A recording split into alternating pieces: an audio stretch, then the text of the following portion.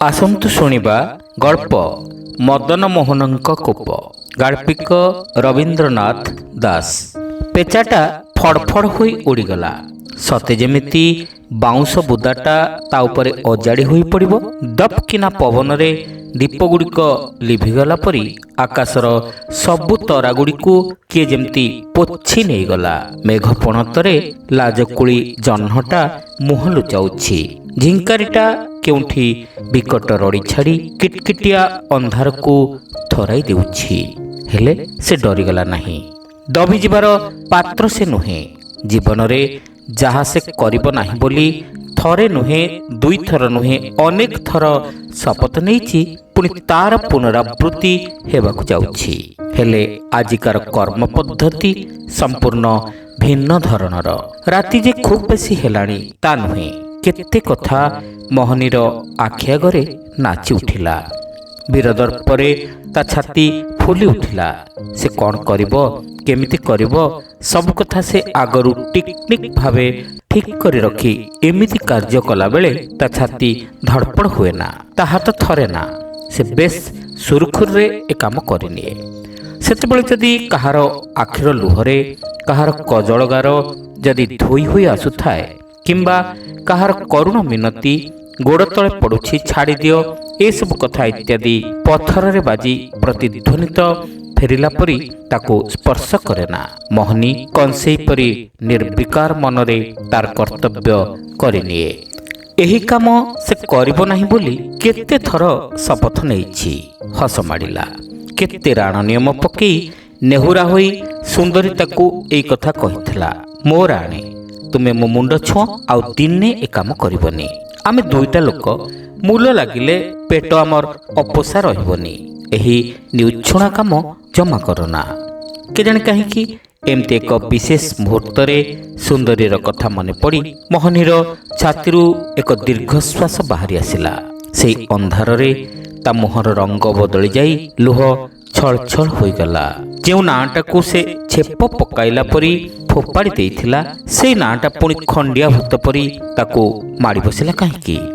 ରାଧା ହୁଏତ ଜ୍ୱରରେ କମ୍ପୁଥିବ। ରାଧାର କଥା ତା ଟିକେ ମନେ ପଡ଼ୁନି। ଆଜି ଯଦି ସୁନ୍ଦରୀ ଥାନ୍ତା। ସୁନ୍ଦରୀ, ସୁନ୍ଦରୀ, ଧେତ୍ତେରି ସୁନ୍ଦରୀ। ମୋହନୀର ମନେ ହେଲା, ବର୍ତ୍ତମାନ ସେ ଯଦି ସୁନ୍ଦରୀକୁ ଦେଖନ୍ତା, କହନ୍ତା, ଥାଉ, ତୋ ପତି ସୁହାଗ ପଣିଆ ସେତିକିରେ ଥାଉ। ସୁନ୍ଦରୀ ନାହିଁ। ସୁନ୍ଦରୀର ସ୍ମୃତିର ଲିପିକୁ ସେ କାଗଜରେ କାଳି ଢାଳି ବିକୃତ କରିଦେଇଛି। ରାଧା ହୁଏତ ଜ୍ୱରରେ ବିଳିବିଳଉଥିବ। ସୁନ୍ଦରୀ ଚାଲିଯିବା ଆଜକୁ 5 ବର୍ଷ ହେଲାଣି। ଏଇ 5 ବର୍ଷ ଭିତରେ ସୁନ୍ଦରୀ ମରିଛି କି ବଞ୍ଚିଛି, ସେ ଖବର ମୋହନୀ ପାଖରେ ଆଉ ନାହିଁ। ଦିନେ ସେ ହୁଏତ ଭାବୁଥିଲା, ସବୁଦିନ ପରି ସୁନ୍ଦରୀ ପୁଣି ଫେରି ଆସିବ, ଆଉ ତା ଗୋଡ଼ ଦୁଇଟାକୁ ଜାବୁଡ଼ି ଧରି କାନ୍ଦିବ, ଆଉ କହିବ, ମୋ ରାଣା, ଏ ନିଉଛୁଣା କାମ ଆଉ କରନା। ଠାକୁର ଆମକୁ ବଳ ଦେଇଛନ୍ତି, ଖଟି ଖାଇଲେ। ଆଉ ଏକ ବେପରୁଆ ହସ ହସି ମୋହନୀ କଥାଟାକୁ ଉଡ଼େଇ ଦେବ। ତୁ କହ, କିଏ କାମ କରୁନି ଏ ଦୁନିଆରେ? ଚୋରି କରୁନି କିଏ? ସେମାନେ ଆମ ପରି ମଣିଷ। ତାଙ୍କର ଏତେ ବଡ଼ କୋଠା, ଧନ ସମ୍ପତ୍ତି, ଗାଡ଼ି, ଏସବୁ ଆସିଲା କେମିତି? ଆଉ ଆମକୁ ଯଦି ଦିଓଳା ମୁଠାଏ ଖାଇବାକୁ ମିଳୁନି, କେଜାଣି କାହିଁକି? ଏ ସୁନ୍ଦରୀର ମନ ବୁଝେ ନା। ମୋହନୀ ଯାହା କରୁଛି ଭଲ କାମ କରୁନି, ସେ ଚୋରି କରୁଛି। ତା ଗିରସ୍ତ ଜଣେ ଚୋର। 10 ଜଣଙ୍କ ଆଗରେ ସେ ଛାତି ଫୁଲେଇ କଥା ପଦେ କହିପାରେ ନା। ମୋହନୀ ଏମିତି ଥରକୁ ଥର ଚୋରି କରେ, ମାଡ଼ ଖାଏ, ନିର୍ଧୁମ ଛେଚା ହୁଏ, ଜେଲ ଯାଏ, ସେଠି ଚକି ପେଶେ, ଘଣା ପେଲେ, ପୁଣି ଫେରେ। ଥାନା ବାବୁଙ୍କୁ ଦେଖିଲେ ବଡ଼ବାବୁ ନମସ୍କାର ଜୁହାର ପକାଏ। ମୋହନୀର ଏ ସମ୍ପର୍କରେ ନିଜର ଏକ ଜୀବନ ଦର୍ଶନ ଅଛି ଯେ ଏ କାମରେ ସେ ବେଶ୍ ପାରଦର୍ଶିତା ଲାଭ କରିଛି। ତେଣୁ ସେ ଅଳ୍ପରେ ସନ୍ତୁଷ୍ଟ ହୁଏ। ସେତେବେଳେ ତା ମନରେ ଟିକେ ଦୟା ବା ଅନୁକମ୍ପା ଆସେ ନା। କାହାର ଆଖିର ଚାହାଣୀ ବା ଛାତିର କୋହରେ ସେ ନରମି ଯାଏ ନା। ସେ ବେଶ୍ ସୁନା ପିଲାଟି ପରି ତା କାମରେ ଆଗେଇ ଚାଲେ। ସେ ଭଦ୍ର ଭାବରେ କହେ, ଦୟାକରି ବେକରୁ ସୁନାହାର ଆଉ ହାତରୁ ସୁନା ଚୁଡ଼ି କାଚ କାଢ଼ି ଦିଅନ୍ତୁ। ଆପଣ ନିଜେ ଦୟାକରି ଆଲମିରା ଖୋଲି ମୋତେ ଟଙ୍କା 10,000 ଦିଅନ୍ତୁ। ଅତି ଭଦ୍ର ଭାବରେ ସେ ନିର୍ବିକାର ହୋଇ ତାର କାମ କରେ। ତାର କୋଠା କରିବାକୁ ଆଶା ନାହିଁ। ମୋହନୀ ଚୋର। କାର୍ ଚଢ଼ି ରାସ୍ତାରେ ଯିବାକୁ ଚାହେଁ ନା। ଆଜି ସୁନ୍ଦରୀ ନାହିଁ। ରାଧା ଜ୍ୱରରେ ସଢ଼ୁଛି। ମଝିରେ ମଝିରେ ବୋଉ ବୋଉ ବୋଲି ବିଳିବିଳି ଉଠୁଛି। ରାଧାର ସେଇ ରୋଗରେ ବାଉଳି ହେବା କଦାପି ସୁନ୍ଦରୀ କାନରେ ପହଞ୍ଚି ପାରିବନି। ଗାଁ କବିରାଜଙ୍କ ତୁଟକା ତୁଟକିରେ ତାର ଜ୍ୱର ଭଲ ହେଉନି, ଯେମିତି ବେଶୀ ହେଉଛି। ସେ ଗାଁ କବିରାଜ ଆସିଥିଲେ। ସେଦିନ କହିଲେ, ମୋହନୀ, ଝିଅକୁ ବଡ଼ ଡାକ୍ତରଖାନାକୁ ନେଇଯା, ରୋଗଟା କେମିତି ଅବାଗିଆ ଧରିଲାଣି। ତୋର ତ କିଛି ଅଭାବ ନାହିଁ, ରାତିଏ ଗଲେ ହାତୀଏ ଆସେ। ମୋହନୀ ମନେ ମନେ ଭାବୁଥିଲା, ସେ ଏକୁଟିଆ ଥିଲେ ସୁଖରେ ଥାନ୍ତା। ଦୁଃଖ କଷ୍ଟ ଜଞ୍ଜାଳ କିଛି ନାହିଁ। ଜେଲରେ ବଗଡ଼ା ଭାତ ହେଲେ ବି ଗଣ୍ଡାଏ ଖାଇବାକୁ ମିଳିବ। ଜେଲର ବାବୁ ହସି ହସି କହିବେ, କ'ଣ ମୋହନୀ ଆସିଗଲ? ସେତେବେଳେ ମୋହନୀ ଓଠରେ ହସଟା ଉକୁଟି ଉଠେ। ସେ ମନ ଦୁଃଖ କରେ ନାହିଁ। ଏଠି ସାଙ୍ଗସାଥୀ ମିଳନ୍ତି, ସେମାନେ ତାକୁ ମାନନ୍ତି, ଲିଡର ବୋଲି ବେଶ ଖାତିର କରନ୍ତି, ତେଣୁ ସମ୍ମାନ ବି ମିଳେ। ହେଲେ ମଝିରେ ମଝିରେ ଜଣେ କିଏ ବାଟବଣା ହୋଇ ଆସିଯାଆନ୍ତି। ସେମାନଙ୍କୁ ଏ ଜାଗାଟା ଅବାଗିଆ ଲାଗେ, ମୁହଁକୁ ଭୁରୁଙ୍ଗା କରି ବସନ୍ତି। ସେମାନେ ଏ ବାଟରେ ନୂଆ, ସେମାନେ ପାଠ ପଢ଼ୁଥାନ୍ତି, ଭୁଲରେ ଏ ଲାଇନକୁ ଆସିଯାଇଛନ୍ତି। ସବୁବେଳେ ମନ ମାରି ବସନ୍ତି। କିନ୍ତୁ ମୋହନୀ କଥା ଅଲଗା। ବଢ଼ିଲା ଝିଅଟାକୁ ଏକୁଟିଆ ଘରେ ଛାଡ଼ି ସେ କୁଆଡ଼େ ଯାଇପାରୁନାହିଁ। କେଜାଣି କାହିଁକି? ରାଧା କଥା ମନେ ପକାଇ ମୋହନୀର ଆଖିରେ ଲୁହ ଜକେଇଲା। ରାଧା ଦେଖିବାକୁ ସୁନ୍ଦର ନୁହେଁ, ଚେହେରାଟି ବେଶ ହୃଷ୍ଟପୁଷ୍ଟ, ହେଲେ ଭଗବାନ ତାକୁ ସିରି ଦେବାକୁ କାର୍ପଣ୍ୟ କରିଛନ୍ତି। ମୁହଁଯାକ ବସନ୍ତ ଦାଗ ଖୁନ୍ଦି ହୋଇଛି, ଦାନ୍ତ କେଇଟା ଆଗକୁ ବାହାରି ପଡ଼ିଛି। କେତେ ବଡ଼ ବଡ଼ ଘରେ ସେ ଚୋରି କରିଛି। କେତେ ସୁନ୍ଦର ଝିଅଙ୍କୁ ଦେଖିଲା ବେଳେ ମୋହନୀ ମନଟା ଦୁଃଖରେ ଭାଙ୍ଗି ପଡ଼େ। ଭଗବାନଙ୍କ ବିଚାର ସବୁବେଳେ ଏମିତି ଗୋଟାଏ ଆଡ଼କୁ, ଯାହାକୁ ଦେବେ ସବୁ ଅଜାଡ଼ି ଦେବେ। ହେଲେ ସୁନ୍ଦରୀ କାହାର ଝିଅ, ସେ କେଉଁଠି ଥିଲେ ସେ କଥା ମୋହନୀ ଥରକ ପାଇଁ ଭାବିନି। ସୁନ୍ଦରୀ ସତରେ ସୁନ୍ଦରୀ, ଆଉ ମୋହନୀକୁ ସେ ନୂଆ ଦୁନିଆର ଖବର ପହଞ୍ଚାଇ ଦେଇଥିଲା। ତା ପାଇଁ ପଖାଳ ଭାତରେ ଶୁଖୁଆ ଭାଜି ରଖୁଥିଲା, ରାତିରେ ତା ଗୋଡ଼ରେ ତେଲ ମାଲିସ କରିଦେଉଥିଲା ଓ ତା ଘରକୁ ଏହି ରାଧାକୁ ଆଣିଥିଲା। ସତରେ ଘର ହସିଲା। ହେଲେ ପୁଣି ଯେତେବେଳେ ମୋହନୀ ଜେଲରୁ ଫେରିଲା, ଦେଖିଲା ସୁନ୍ଦରୀ ତାକୁ ଛାଡ଼ି ଚାଲିଯାଇଛି। ହଁ, କେତେଦିନ ସେ ଅପେକ୍ଷା କରନ୍ତା। ମୋହନୀ ଥରକୁ ଥର ସେଇ କଥା କଲା। ରାଧାକୁ ଛାଡ଼ି ଚାଲିଗଲା ବେଳେ ଥରକ ପାଇଁ ପଛ କଥା ସେ ଭାବିଲା ନାହିଁ। କେଜାଣି କାହିଁକି ମୋହନୀକୁ କିଛି ଭଲ ଲାଗିଲା ନାହିଁ। ଦିନକ ଏଇଟା ଚୁପଚାପ ହୋଇ ବସିଲା, କାହାକୁ କଥା କହିଲାନି, ସତେ ଯେମିତି ଘୁଙ୍ଗା ପାଲଟିଗଲା। ତାପରେ ସୁନା ପିଲା ପରି ବିଲବାଡ଼ି କାମରେ ମନ ଦେଲା। ସେତେବେଳେ ମୋହନୀର ମନେ ହେଲା, ତା ଛାତିରେ କିଏ ଯେମିତି ମୁଦ୍ଗର ପିଟୁଛି। ଛି, ଟଙ୍କା କେତେଟା ପାଇଁ ଏତେ ପରିଶ୍ରମ, ଅଥଚ ଯେଉଁମାନେ ଏତେ ଆନନ୍ଦରେ ଅଛନ୍ତି, ଏତେ କୋଠା ଧନ ସମ୍ପତ୍ତି, ସେମାନଙ୍କ ପାଇଁ କିଛି ନାହିଁ। ଛି ଛି, ସେ କୁଆଡ଼େ ଚୋର, ଆଉ ସେମାନଙ୍କ ଉପରେ ତାର ଘୃଣା ହେଲା। କାମ କରୁ କରୁ ହାତ ଅଟକିଯାଏ। ମାଲିକ ପାଟି କରେ, କିରେ ମାଗଣାରେ ଖଟୁଛୁ କିରେ, ବସିଲୁ କ'ଣ? ଟଙ୍କା କ'ଣ ଖାଲି ଗୋଡ଼ି ମାଟି ହୋଇଛି? ରାଧା ବିଚରା ଘରେ ଏକୁଟିଆ ଅଛି। ମୋହନୀ ଘରକୁ ସେମିତି କେହି ଆସନ୍ତି ନାହିଁ। ସାହି ପଡ଼ିଶା ତାକୁ ଘୃଣା କରନ୍ତି। ସେ ଚୋରି କରେ, ସେ ଭଦ୍ର ମଣିଷ ନୁହଁ, ସମାଜରେ ତାର ସ୍ଥାନ ନାହିଁ।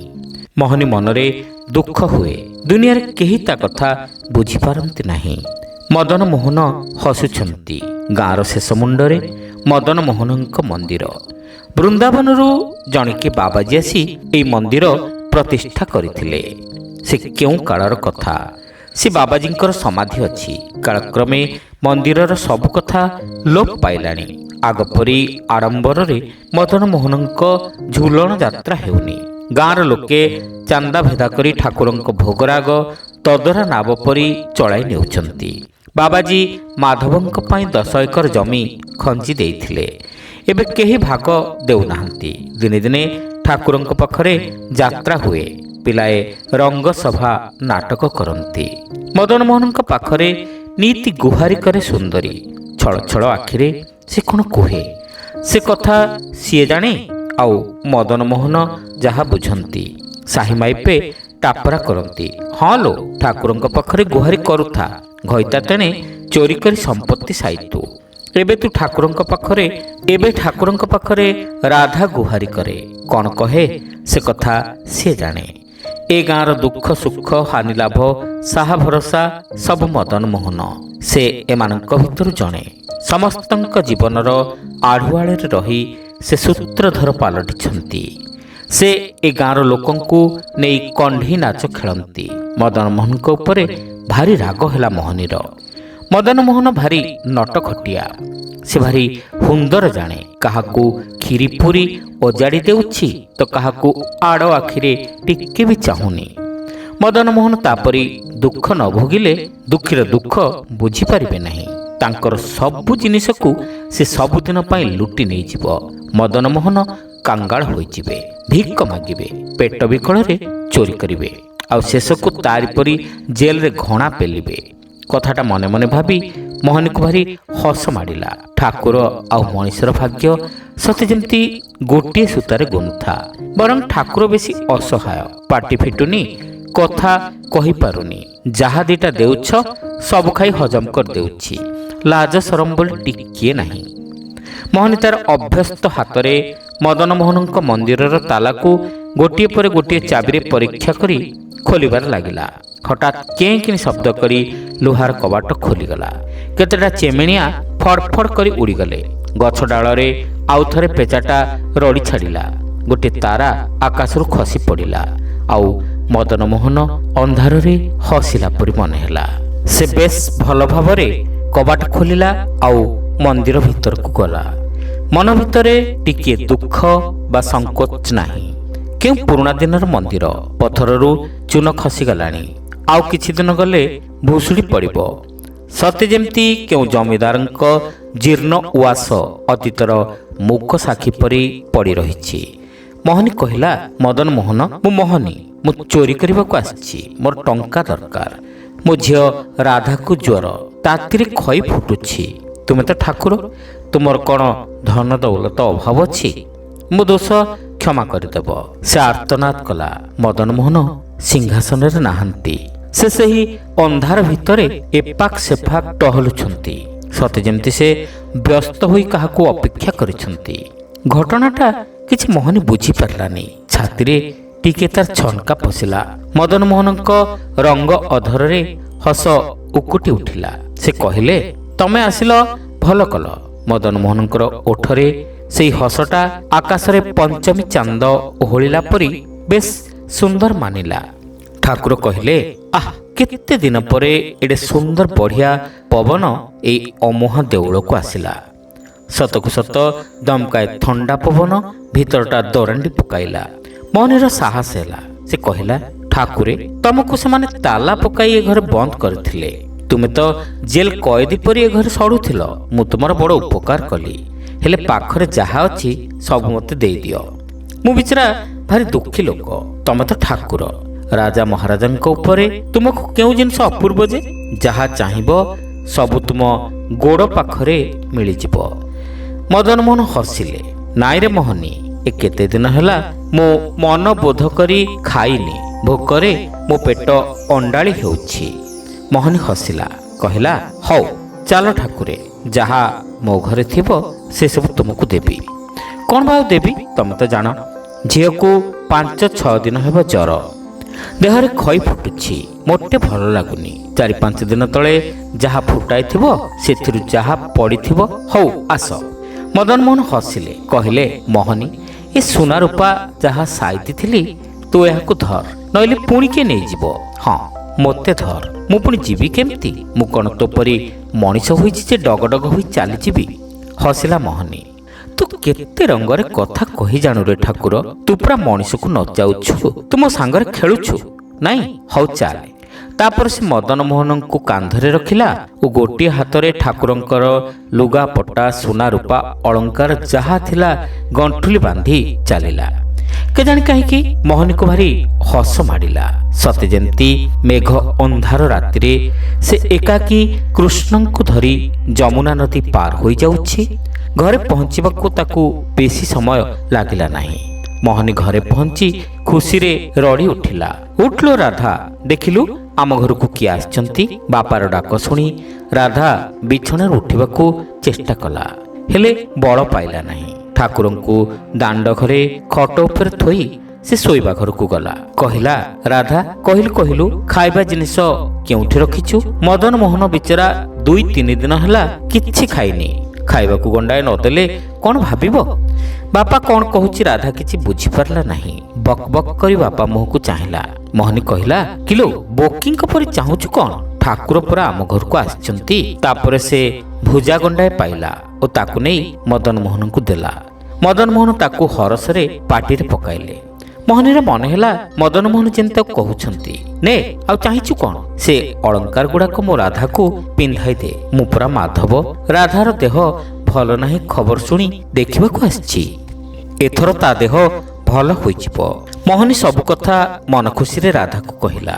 ରାଧା କିଛି ସମୟ ବାପା ମୁହଁକୁ ଚାହିଁଲା ଓ ଭାବିଲା, ବାପାର ମୁଣ୍ଡ ବୋଧେ ଠିକ୍ ନାହିଁ। ଠାକୁର ତାକୁ ଦେଖିବାକୁ ଆସିଛନ୍ତି, ତା ଦେହ ଭଲ ହୋଇଯିବ। ମୋହନୀ କହୁଥିଲା, ଠାକୁର କହିଲେ ହଉ ଚାଲ, କବିରାଜ ଆସୁନାହାନ୍ତି, ମୁଁ ଭଲ କରିଦେବି। ମୁଁ ପରା ରାଧାର ଡାହାଣୀ ଝଡ଼ାଇଛି। ମୋହନୀ କହିଲା, ତୁ ଏଗୁଡ଼ାକ ଶୀଘ୍ର ପିନ୍ଧି ପକା, ନଇଲେ ମଦନ ମୋହନ ଦୁଃଖ କରିବେ। କେତେ ସରାଗରେ ତୋ ପାଇଁ ଏସବୁ ଜିନିଷ ଆଣିଛି। ଠାକୁର କହୁଛନ୍ତି ଏ ଗାଁରେ ସେ ଆଉ ରହିବେନି, ଆମେ ସଭିଏଁ ଏ ଗାଁ ଛାଡ଼ି ଚାଲିଯିବା। ଏତିକିବେଳେ ମୋହନୀର ଆଖିରୁ ଦୁଇଟୋପା ଲୁହ ଖସି ପଡ଼ିଲା। ସୁନ୍ଦରୀ ଥିଲେ ଆଜି ନିଜ ହାତରେ ରାଧାକୁ ବେଶ କରାଇ ଦେଇଥାନ୍ତା। ସତକୁ ସତ ରାଧା ସେ ଅଳଙ୍କାର ପିନ୍ଧିଲା, ତାକୁ ଭାରି ମାନିଲା। ମୋହନୀର ମନେ ହେଲା ତା ଝିଅ ସତରେ ରାଧା। ସେ ନାଚରେ ରାଧା ଲୀଳା ଦେଖୁଛି, ଠିକ୍ ଯେମିତି ରାଧା ଝଲକୁଛି। ପାହାନ୍ତିଆ ହୋଇ ଆସିଲାଣି, କୁଆଁତାରା ଦପ୍ ଦପ୍ ଜଳୁଛି। ମୋହନୀ କହିଲା, ଚାଲ ଠାକୁର ଯିବା। ମଦନ ମୋହନ ହସିଲେ, ନା ମତେ ଏ ଘରେ ଭାରି ଭଲ ଲାଗୁଛି। ସେ ଅମୁହା ଦେଉଳରେ ମୁଁ ଅଣନିଶ୍ୱାସୀ ହୋଇଯାଉଥିଲି। ମୋହନୀ କହିଲା, ଠାକୁର ତମେ କିଛି ବୁଝିପାରୁନା, ସେମାନେ ମୋତେ ଦୋଷ ଦେବେ, ମୋତେ ହଇରାଣ କରିବେ। ମଦନ ମୋହନଙ୍କ ଓଠରେ ହସ ଉକୁଟି ଉଠିଲା। ସେ କହିଲେ, ସେ କଥା ମୁଁ ବୁଝିବି, ସେମାନଙ୍କୁ ମୁଁ ସବୁ କଥା ବୁଝେଇ ଦେବି, କିଛି କ୍ଷତି ହେବନି। ଗାଁ ଲୋକେ ପଚାରିଲେ କହିବୁ ଠାକୁର ନିଜ ଇଚ୍ଛାରେ ଚାଲି ଆସିଛନ୍ତି। ସକାଳ ହେଲା। ମୋହନୀ ଏଣେ ଠାକୁରଙ୍କ କାମରେ ବ୍ୟସ୍ତ। ତା ଘରେ ମଦନ ମୋହନ ବିଜେ କରିଛନ୍ତି। ତେଣେ ବଡ଼ ପଣ୍ଡା ଯେତେବେଳେ ମନ୍ଦିର ଖୋଲିଲା, ସେ ଦେଖିଲା ସିଂହାସନରେ ଠାକୁର ନାହାନ୍ତି। ତା ଛଡ଼ା ସିନ୍ଦୁକ ଖୋଲା ପଡ଼ିଛି, ଗହଣା ଅଳଙ୍କାର କିଛି ନାହିଁ। ଏଣେ ମୋହନୀ ଘରେ ଲୋକ ଜମିଗଲେଣି। ମୋହନୀ ସବୁ କଥା କହିଲା। ରାଧାକୁ ଦେଖିବାକୁ କାଲି ରାତିରେ ମଦନ ମୋହନ ମନ୍ଦିର ଛାଡ଼ି ଚାଲି ଆସିଛନ୍ତି। ସେ ପୁଣି କେମିତି ଉପାସରେ ଥିଲେ ସବୁ କଥା ଜଣେଇଲା। ଏହା ଭିତରେ ଗାଁରେ ତୁମୁଳ କାଣ୍ଡ ଆରମ୍ଭ ହୋଇଗଲାଣି। କେତେଜଣ ଯାଇ ଥାନାରେ ଏତଲା ଦେଲେ, ଠାକୁର ସହ ସୁନା ଅଳଙ୍କାର ସବୁ ମନ୍ଦିରରୁ ଚୋରି କରି ଆଣିଛି। ତାପରେ ଥାନାରୁ ବଡ଼ବାବୁ 2 ଜଣ କନେଷ୍ଟବଳ ଧରି ପହଞ୍ଚିଲେ। ମୋହନୀ ନିଶ୍ଚୟ ଏ ମୂର୍ତ୍ତିକୁ ବାହାରକୁ ଚୋରା ଚାଲାଣ କରିଥାନ୍ତା। ଯେତେବେଳେ ତା ହାତ ଆଉ ପାଦରେ ଲୁହା ଶିକୁଳି ବାନ୍ଧି ତାକୁ ଘୋଷାରି ନେଲେ, ସେତେବେଳେ ମୋହନୀ କିଛି ବୁଝିପାରିଲା ନାହିଁ। ଯେତେବେଳେ ବଡ଼ବାବୁ ତାକୁ ଗୋଟାଏ ବଡ଼ ଘୁଷି ପକାଇ ଶେଷକୁ ହିନ୍ଦୁ ହୋଇ ଠାକୁର ଚୋରି କରିବାକୁ ବାହାରିଲୁ କହିଲେ, ମୋହନୀ ଆବାକାବା ହୋଇଗଲା। ରାଧା ବି କିଛି ବୁଝିପାରୁନି। ମୋହନୀ କହିଲା, ବଡ଼ବାବୁ ମଦନ ମୋହନ ରାଧାକୁ ଦେଖିବାକୁ କାଲି ରାତିରେ ଆସିଥିଲେ। ସେ 2 ଦିନ ହେଲା ଉପାସ ଥିଲେ। ହଁ, ଠାକୁର ତୋତେ ଖାଇବାକୁ ମାଗୁଥିବେ ଆଉ। ସେମାନେ ମୋହନୀକୁ ବାନ୍ଧି ପକାଇ ଘୋଷାରି ନେଲେ। ମୋହନୀ ବିକଳରେ ମଦନ ମୋହନ ଆଉ ରାଧାଙ୍କୁ ଚାହିଁଲା। ଶେଷକୁ ଥରଥର କଣ୍ଠରେ କହିଲା, ମଦନ ମୋହନ ଶେଷକୁ ତୁ ମୋ ସାଙ୍ଗରେ ଖେଳିଲୁ, ହଉ ତୋ ଇଚ୍ଛା। ରାଧା ତୋତେ ଲାଗିଲା। ସେ ଟିକେ ରାଧାକୁ କ'ଣ କହିବାରୁ ଜଣେ କିଏ ତାକୁ ଗୋଟାଏ ଗୋଇଠା ପକାଇ କହିଲା, ଭଗତ ଶିରୋମଣି ଠାକୁର ୟା ଘରକୁ ଆସୁଥିଲେ। ସେଦିନ ଖୁବ୍ ଜାକଜମକରେ ଆଉ ଥରେ ମଦନ ମୋହନଙ୍କ ବିଗ୍ରହ ପ୍ରତିଷ୍ଠା ହେଉଥିଲା ବେଳେ କିଏ ଜଣେ ବିଛଣାରେ ପଡ଼ି ରହି, ମୋ ବାପା ଠାକୁର ଚୋରି କରିନି, ତାକୁ ଛାଡ଼ି ଦିଅ ବୋଲି ଜ୍ୱରରେ ବିଳିବିଳଉଥିଲା। ଆଉ ମଦନ ମୋହନ ବୋଧହୁଏ ପଥର ପାଲଟି ଯାଉଥିଲେ। ଶ୍ରୋତା ବନ୍ଧୁ, ଏଇଠି ଶେଷ ହେଲା ଗଳ୍ପ ମଦନ ମୋହନଙ୍କ କୋପ। ଗପଟି ଆପଣମାନଙ୍କୁ କେମିତି ଲାଗିଲା କମେଣ୍ଟ କରି ନିଶ୍ଚିତ ଜଣାଇବେ। ଚ୍ୟାନେଲରେ ନୂଆ ହୋଇଥିଲେ ସବସ୍କ୍ରାଇବ୍ କରିବାକୁ ଭୁଲିବେ ନାହିଁ। ରହିଲୁ, ନମସ୍କାର।